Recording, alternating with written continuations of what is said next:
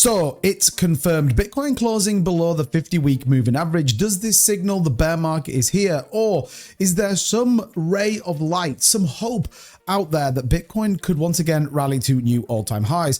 Well, you'll hear everyone talking about liquidity. You'll hear everyone talking about gold. And more importantly, you're going to hear everyone talking about the Federal Reserve. Well, I'm going to make it super easy and simple. We're going to break it all down in this video, walk through kind of what's happening right now, why the markets are pushing down, what max fear looks like, and then the potential signs to keep your eyes out for, to look for that potential reversal pushing us back to new all-time highs.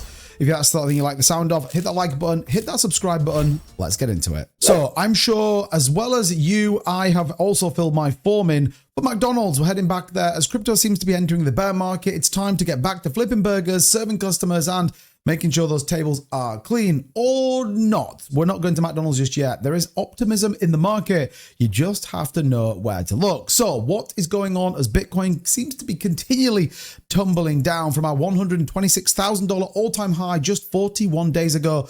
Bitcoin is heading down, breaking below $93,000, and certainly looks like we are in absolute freefall. There is some optimistic news though with these capitulations in the market. Think about this.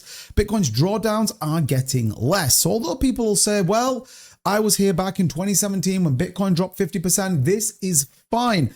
Actually, we're seeing milder drawdowns now between the 20 and 30% ratio are now increasing as the price seems to go higher. Institutional demand means that we don't get the bigger capitulation that we are seeing, albeit at the same time, we are definitely seeing push downs in the market. Is this the bear trap then? If this isn't as true as what everyone's saying, maybe, just maybe, this is the small cut down before we once again rally to new all-time highs. Well, when we look at some of the indicators, and by the way, sometimes you have to manage with logic and reason rather than emotion, and this market sometimes will take everything you've got and more if you don't do that. But the death cross, which I'm sure you've heard lots of people talking about over the last 24 hours, the 50-week moving average crossing the 200 moving average. Previous cycles, what has it seen? It has seen the end of the bull market and moving forward the possible of a bear market. At the same time, however, in this cycle alone, we actually have seen the death cross come in 3 times and then Bitcoin rally on the back of it. This time though, it is different. Be mindful, we are under the 50-week moving average, which we haven't been here before.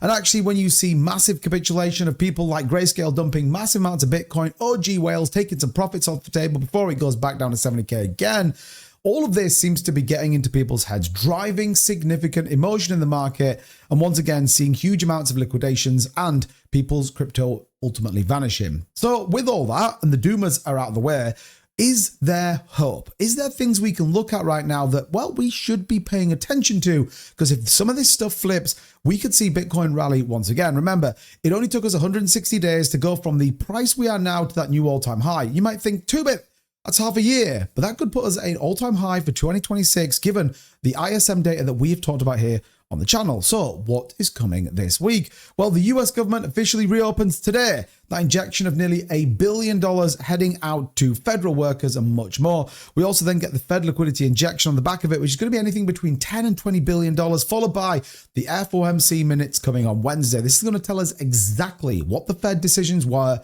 who said what, and more importantly, give us an idea of what potentially is going to come in December. Thursday, we're going to get manufacturing data. We're looking for that 50 plus. This could signal expansion in the market. And remember, Trump's not going to want a declining market. He needs to get those midterms over the course of November. And then finally, Friday, we're going to get US inflation expectations. A pretty heavy week. But we talk about TGA. We've discussed it here on the channel. Well, something very important has been discussed. The TGA was always set to be around $850 billion, go back about 4 weeks, and we were talking about that on the channel, the Fed easing back now.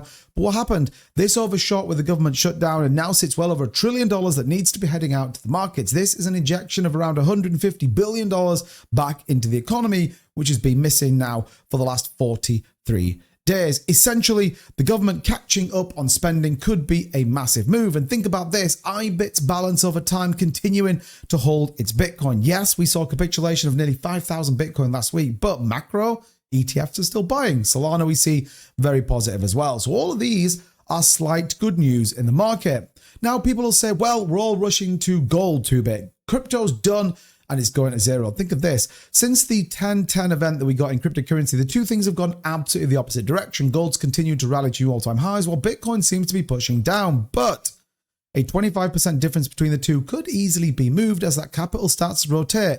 This is about leverage and liquidations. Think about the last time you heard someone got wrecked on a 100x leverage on gold. It simply doesn't happen. Yet somehow every Tuesday we lose $1 billion in Bitcoin. Once smart money starts to invest properly, we could see this completely turn around and actually start to close the gap. And once we see the close the gap, FOMO kicks in, everyone's buying Bitcoin again. It's all good news. But right now, I think you need to play the market just with a little bit of caution. Think about this. Is it worth risking a decline of 75% for a potential 50% increase over 4 years? Some would say in this particular asset class, yes. And that's kind of what we've seen before. My opinion, you have to be looking at the data and taking up what it says. And think about this. Bitcoin right now is the most underperformed asset in the equity and asset class markets. 1.2% only in 2025. If you compare that to gold right now at 55.3%, is Bitcoin undervalued? And if you answer that yes, well, there might still be some hope in this market. There might still be some optimism. And if we all think it's a bit undervalued, guess what? When something's undervalued, people tend to buy. Let me know what you think of all of that in the comments down below. And let me know what you think. Bull market, bear market, what's your thoughts?